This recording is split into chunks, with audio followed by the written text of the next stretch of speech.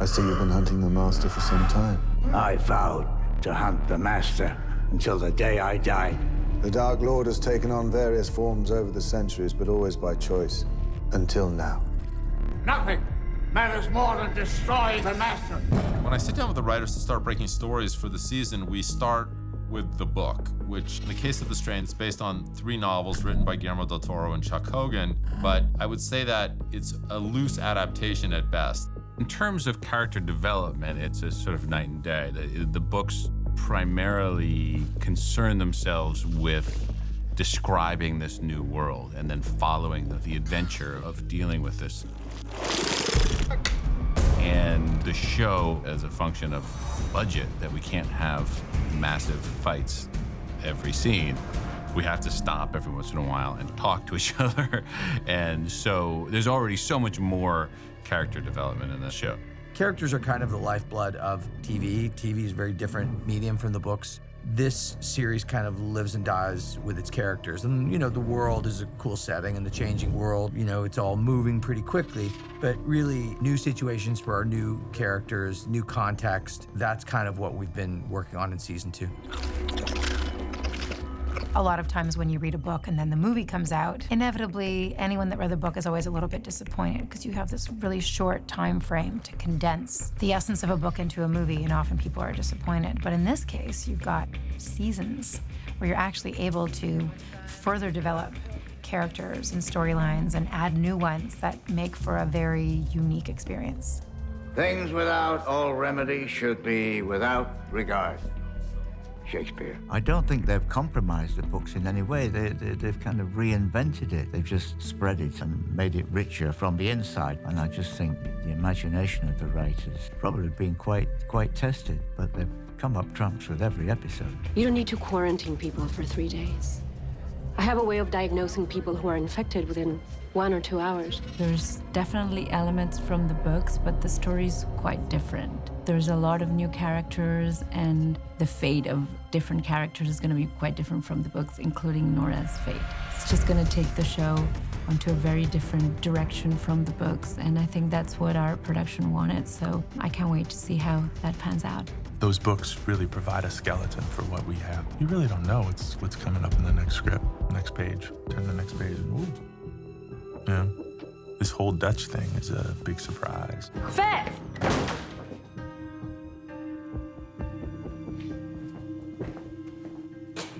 You happy now? I'm not the one he's running away from. Well, my character's not in the books, so they have complete free reign. They just fit Dutch in how they think that she would in this world and see where the relationships go and how they spark off other storylines. And they've been amazingly collaborative with me, and we've had some excellent discussions on where we think she should go, and I've really enjoyed playing her this season. Action!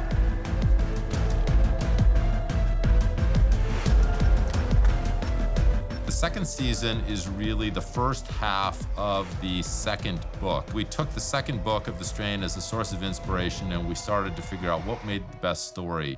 What do you know of this book? I now have proof that it exists. The hunt for the lumen becomes a major thrust of this season, and that's a big part of the second book. The Seed of Lumen is a mysterious ancient book that is purported to have in it the origin of these particular vampires, and the book kind of being in play between forces of the Master and Setrakian, and we wanted to keep that essential idea. Now, this is reputed to be an image from the Oxedo Lumen. Have you heard of it? We also tied in stuff that was in the book, but we sort of elaborated and changed them and made them more complex, which is that Setrakian had a previous relationship with Eldridge Palmer, that they had met way before when he was a university professor in Vienna in the 60s. And he brings, for the first time, the idea of the lumen to Setrakian, tells him about it. They begin to hunt it together. And then Setrakian realizes he's been duped by Palmer. Oh, the lumen. Still chasing it after all these years. Soon I will have it. We have that journey to find the lumen be Setrakian's big quest. Then everybody gets sucked into to some degree or another. Perhaps you two can be useful after all. But first, I must ask you to help me with something. The way in which that plays out in our show is very different than what's in the books, but it kind of honors that central idea. We thought that would be a great element. Denial is a special privilege of the Roach. I think the books are really beautifully written. And I think that they're fascinating in a completely different way. The Palmer of the book is not the Palmer of the series at all. Palmer never recovers his strength. I mean, that's an absolute innovation. I'm thrilled to bits that it's happened, because there's only so much you can do with creaky bones and yet another failing liver. Now he's robust, so he can get out into the world. Looking forward to that. Mein Meister, Sie haben nach mir gerufen. I read the books again once I was comfortable with the character of Eichhorst. He got a weight he didn't have in the books. It was a challenge that they combined two characters in order to make one strong bad guy. So this is a very strong base we have now. But where it's heading, I really don't know. Spoiler alert. The other kind of storyline in the books that we thought was really important to keep was the idea that Kelly and F are in sort of a mortal combat for the soul of Zach, their kid. And this woman, even though she is now a vampire, she's sentient. And in the books, she seems to be much more stoic and doesn't speak, whereas from the get-go, she will be given the gifts of will, speech, and we'll have to see how much she has to say. The other thing that happens at the course of the season that's really significant is we have this new character named Quinlan who shows up. Quinlan is in the books, but the Quinlan in the show is quite a bit different than the one in the books. Pitiful, this city of New York. When I initially was asked to play the part, I read the books and wasn't too sure, because obviously he only speaks through telepathy. He doesn't have a nose and he doesn't have ears. I also wasn't keen on the big, long third finger that Quinlan was supposed to have, especially with the sword fighting, and I have Uzis as well, and sort of getting my fingers in the triggers, and it would have just been impossible. But Guillermo spoke to me and told me that that wasn't the case, and they weren't going to be doing it that way, and they, there's certain things from the book that wouldn't translate to TV. We're gonna move this rock, you're gonna go to his cane, and then he gets up. There's this really active and engaging mythology that sort of started in Guillermo and Chuck's books, and that we've kind of tried to expand upon in the show and really, take some of these creations and really bring them to light in cool and interesting ways. Just because you've seen what's happened in the book, you really don't know where it's going. And us as actors, even though we've read the books, we don't know where it's going. It's really more than the first series. It's moved away from the books much more now in the second series, and I think it's sort of having its own journey. Mikey, I got a kid here. Are you okay? It's like doing an opera of a great legend or a great play or a novel. It's a new form, it's a different adaptation. Let's have some fun and tell the story in a different way, riffing off the same characters and storylines. It could be dangerous out there even during the day. I can go with you. If you just do exactly what the book is, then there's no free will there, it's like the master controlling the zombies, if you're doing exactly the book. But if you allow it to live and grow and become something, you never know what could happen. Always expect the unexpected.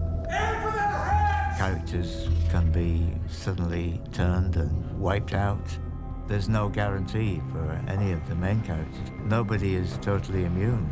I love the fact that they're stepping off of the page and putting a lot of flesh and blood onto all the characters so that we could care for them more and really kind of get their hearts and their perspective. We have the freedom to go away from the books. We know generally how the story ends, but how we go there, we can go there like that, but we can go there like that, but we can go backwards and go there, and then with a sudden surprise, jump in here. So this makes the thrill. That's one thing that I think the show really does successfully, is constantly ratcheting up the stakes and making it just worse and worse and worse.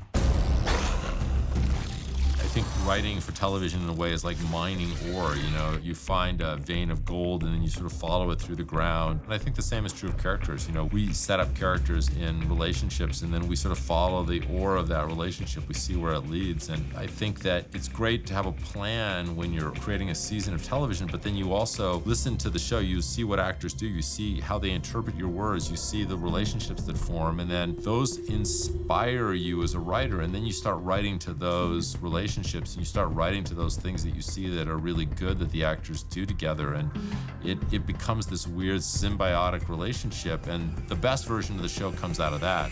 Shall we? We think it's part of our duty is, I mean, why do an adaptation? If you can't fill in chapters you never saw, if you can't bring dimensions and textures and make the story more complex and have twists and turns that you weren't expecting, some characters die who lived in the books, to make it an adventure for even the people that read the books. We don't want to just put down what was in the books because that's kind of just like an academic exercise that I don't think is very fulfilling dramatically. I don't understand. Is that a legend or is it real? The answer to both questions is yes.